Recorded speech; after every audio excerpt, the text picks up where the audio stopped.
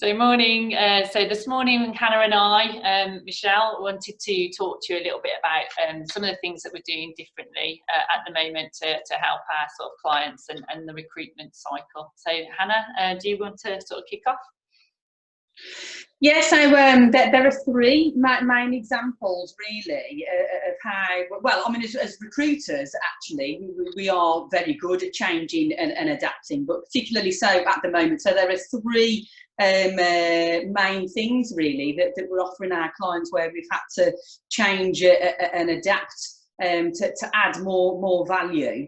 So I'll just go over those quickly. So the first one is obviously using video calls much more. The second one is reducing timescales to shortlist in actual fact, as a default through using video calls more. And then the third one, and probably the most important, is the job behavioural profiling, which is absolutely invaluable to us at the moment. So using video calls much more. I mean, it's become for all of us, actually, or the majority of us, video calls have now become a part of everyday life. And the fact is, I've met a lot of our industry leaders already during previous face-to-face interviews for search campaigns, at industry events, conferences, or awards, or indeed I've had video calls with people before, so I already use video calls due to the nature of the fact that our shortlist a quicker time scale anyway against our search competitors, and industry leaders don't always have the time to see me at short notice. I'd already used video calls, but of course during lockdown, where I can't get out to see people, people can't come to see me, video calls have become much more important. So have you got anything to add to that, Michelle?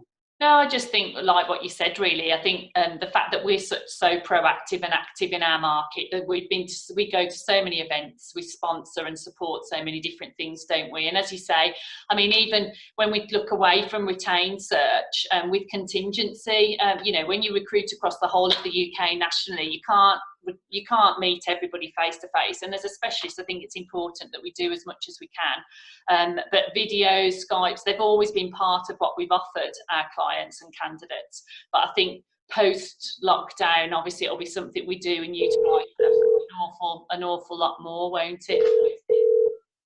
Absolutely. So that's the lines ringing.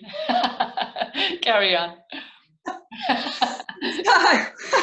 We're on a bit of a disaster this morning, lining up with technology. So, and the second point, which by default anyway, reducing the timescales to shortlist.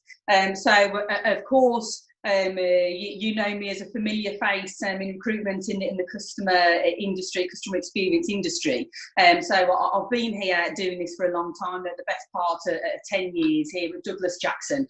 So actually, I spend a lot of my time anyway, each day, every day, conducting market analysis, keeping myself up to date with the movements of senior industry leaders, obviously which organisations are performing well, not so well, need improving, which digital propositions are better than others, who's innovating and things like that. So the time scale to shortlist against our search competitors, it is reduced anyway.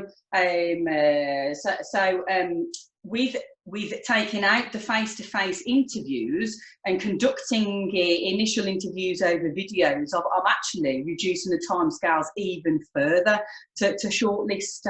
So that's another benefit as well. Anything to add, Michelle? Yeah, I think that, you know, it's really important, that is, because if people do go to a traditional search company that's not an industry specialist, you know, the first couple of weeks is typically spent on a lot of research. And it's not that we don't do research, of course we do, to deliver any shortlist. But as you say, you know, I mean, I've been doing this 15 years, you've been doing this nearly 10. I mean, we've amassed so much information, knowledge and individuals over that time. You know, we can go to market in a relatively very short period of time. Of course, if the longer we have, the better a job that we do ultimately, and the more people we can speak to. But if clients want various and really quick turnarounds, you know, we're really well placed to achieve that for them. Yeah. Yeah, and so that takes me on to number 3 then, which is my personal favourite because I'm obsessed with people's behaviour. It's the job behavioural profiling. So I always try, I'm a bit OCD with a lot of things actually, but particularly with, I mean, on a search campaign, it's pretty vital that I get to a business to experience a culture and an organisation and then absorb that. And then take that to market, to source the right individuals. Obviously, during lockdown, I'm not able to go and see clients on site. So what I have been doing is offering a free behavioural profiling and actually job profiling. So senior leaders, hiring managers are basically profiling the roles, which gives me a really good idea in black and white to backed up by science of the behavioural traits that the desirable candidate, of how a candidate should be. So whether we're looking for somebody that's quite dominant, somebody that's sociable or more on the analytical scale, how driven an individual should be. And whereas before, I mean, we've always offered behavioural profiling anyway, but we offer different levels of service. Whereas before, I would go to market and screen on these things through intuition, which of course I'm going to say this, I'm very good at, but now it's backed up by the science in black and white, which it gives, ultimately it gives hiring managers much more comfort that they're selecting the right candidates to go forwards through a process, and actually it gives me comfort that I'm selecting the right candidates to present as part of a shortlist. And I know that the behavioural profiling is one of your favourite subjects as well, Michelle, so I'm sure you've got plenty to add on that. Yeah, I just think, you know, when we talk about behaviours and everyone says we hire for attitude and behaviours, it can be really difficult, I think, for companies or individuals to pinpoint what that actually means. And we use various terms and references to identify what these people are. But ultimately, we are just using our gut, our intuition as to whether or not we believe people have got these behaviours. Whereas, you know, using the job and the behavioural profile, I mean, the job profile, especially because, you know, during lockdown, what we've done is we've offered that as a free service, whereas we normally sort of charge for it. So we've offered it to a lot more clients, those that even aren't hiring, you know, just to help them really understand the behaviours of their top performers, the behaviours that they actually want to embody in certain roles. Because we know you hire people on skills, but you fire them on behaviours. Ultimately, people don't actually deliver. It's because the behavioural differences are too great. It's not that they don't have the skills and the experience.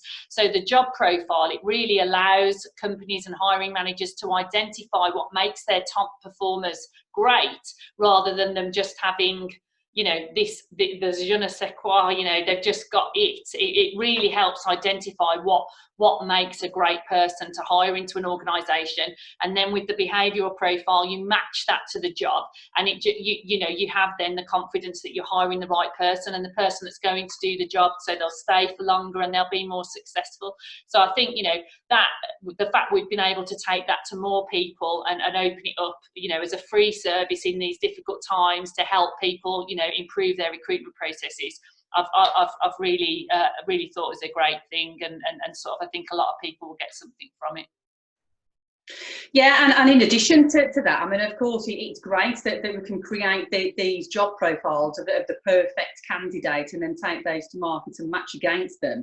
But in scenarios where I've had very recently, actually, where the different stakeholders, the senior stakeholders, have differences in opinion, somebody, I don't know, a CEO might look for somebody very, very different, or would prefer somebody very, very different to a customer experience director, for instance. And so just having all of that information at the outset to lay all cards on the table and to keep everybody, make everybody aware of the differences in opinion, it just adds a huge facet actually against the other things that we That's provide. a great point, Hannah, because you think of the amount of times, and I bet there are so many hiring managers and HR directors that have gone through this, is you go to market, you think you've got the perfect candidate, everyone loves them, everyone wants to hire them.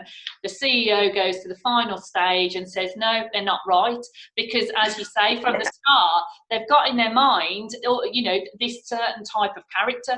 And by doing this job profile right at the start, it brings the stakeholders together so that they can sort of discuss their differences and identify the right person, rather than putting together skills and experience on a job description. And they're all talking about what they want the person to do, which is they're all aiming for the same goal, but ultimately we all have different thoughts in mind of whether we want someone who's highly dominant or more social or more analytical, and that's where the process can fall down right at the end, and it's so frustrating. And of course, imagine the time, the money, and everything it's costing to go back to market a second time because that process failed. And so, you know, it's a really valuable tool, and one that, as I say, I'm really glad that we've been able to sort of introduce to more people over this period of time, really. Yeah, so I'm absolutely an advocate of open and collaborative approaches, and you know, I mean, the behavioural profiling ultimately, it lays all of the cards on the table at the outset. So we, as the recruiters, the headhunters, we know what we're dealing with. We can obviously interact more effectively with the stakeholders, and they know what we're looking for as well. Yeah. Fab. So that's it from us. Next time we'll make sure the phones are on Do Not Disturb, and we'll see you all again soon, hopefully. Cheers then, bye.